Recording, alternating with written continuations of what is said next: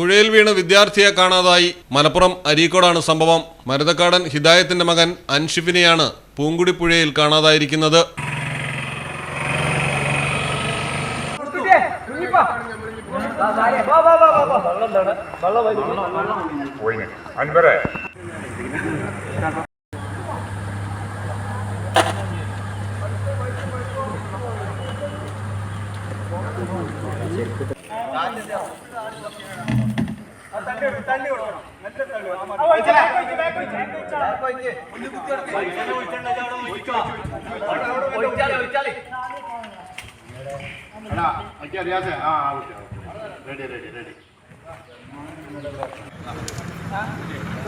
TDRF, trauma care, എന്റെ മുക്കം, വിവിധ സന്നദ്ധ വോളണ്ടിയർമാർ, ഫയർഫോഴ്സ് എന്നിവർ ചേർന്ന് സംയുക്തമായി തിരച്ചിൽ തുടരുകയാണ്. മലയാളം ടെലിവിഷൻ, മലപ്പുറം.